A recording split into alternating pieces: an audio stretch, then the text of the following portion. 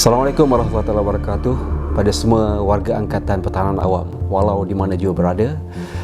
Ya, pengalaman sebagai Timbalan Ketua Pesuruhjaya Pengurusan. Saya sebenarnya telah berkhidmat di berbagai agensi kerajaan sebelum ni.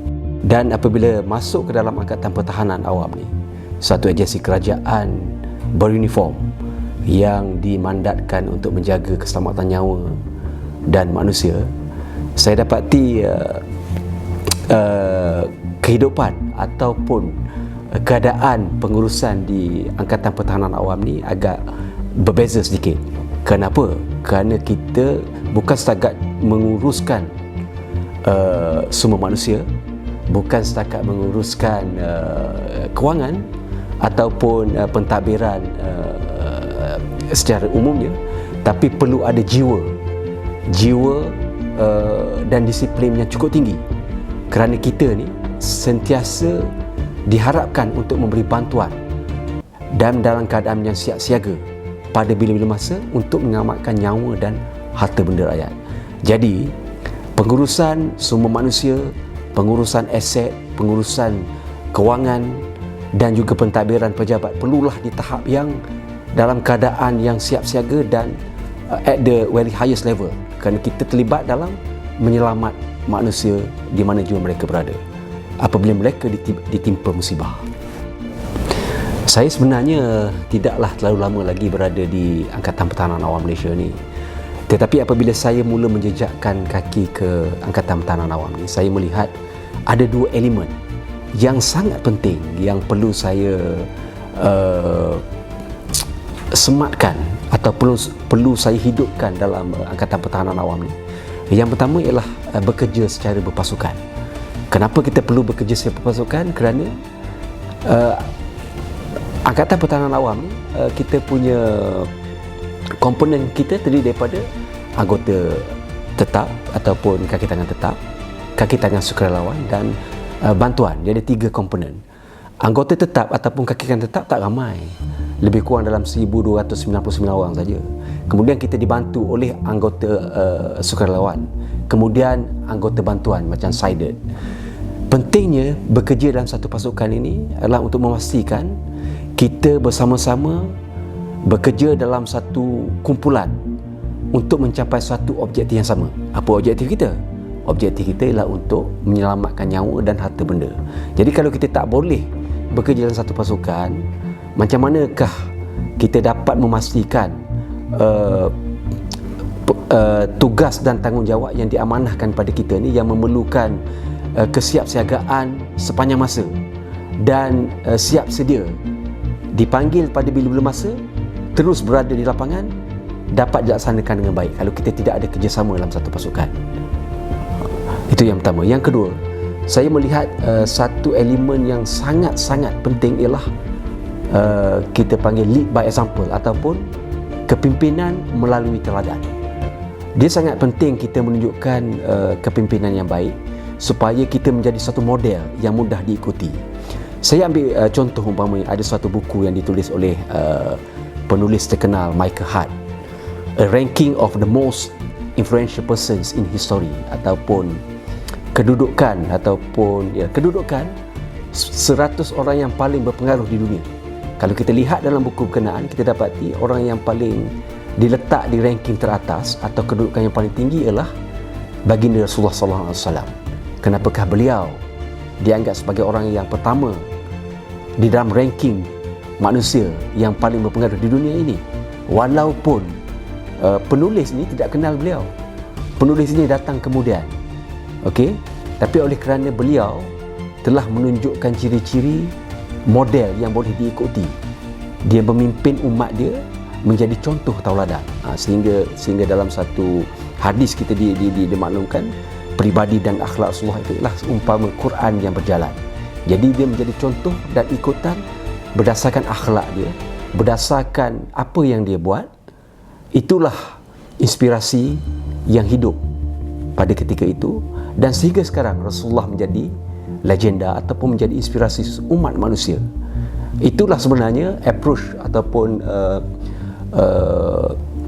pendekatan yang paling baik. Itu pendekatan memimpin melalui teladan. Kerana kalau kita nak mengikuti seorang, kita kadang dengar apa yang dia cakap, tapi kalau kita tengok apa yang dia buat lain daripada apa yang dia cakap, maka kita mungkin berbelah bagi, betul ke dia bercakap begini, dan perlu ke kita mengikut apa yang dia cakapkan kalau kita sendiri melihat dia tidak melaksanakan apa yang dia cakapkan. Umpama macam saya menekankan dari segi ketepatan waktu. Saya sebenarnya kalau saya nak adakan mesyuarat, kalau saya kata pukul 10.30, saya nak lihat 10.30 semua orang dah start ataupun berada di bilik mesyuarat. Itulah yang saya cuba amalkan di sini supaya kita semua menepati masa dan memudahkan urusan orang lain kalau kita menepati masa. Saya sebenarnya ingin melihat Angkatan Pertahanan Awam ini menjadi suatu agensi rujukan dalam bidang tugas yang dimandatkan kepada Angkatan Pertahanan Awam Malaysia. Umpamanya Angkatan Pertahanan Awam ini sebenarnya melaksanakan Akhta 221. Ada 21 bidang tugas yang dimandatkan kepada Angkatan Pertahanan Awam Malaysia, dan saya ingin melihat kita dapat merealisasikan kesemua bidang tugas yang dimandatkan kepada kita, dan kita menjadi rujukan kepada agensi lain terhadap cara kita bekerja. Umpamanya pada ketika ini kita hanya mampu membuat pelaporan kepada NDCC setiap 4 jam sekali. Kita tidak ada lagi teknologi ataupun membuat pelaporan real time. Jadi pendigitalan yang saya maksudkan ini membolehkan pengoperasian di lapangan tu dapat diupdate secara real time. Ini sangat penting kerana kalau kita melihat pada kes di Seri Muda baru ini di Shah Alam, salah satu daripada cabaran yang kita hadapi ialah untuk memastikan pelaporan dibuat pada setiap saat sebenarnya secara real time. Jadi NDCC dia dapat maklumat dengan tepat apa yang berlaku di lapangan. Mungkin dia dapat mengatur gerak langkah yang lebih berkesan dalam apa jua musibah yang dihadapi oleh rakyat jelata di luar sana.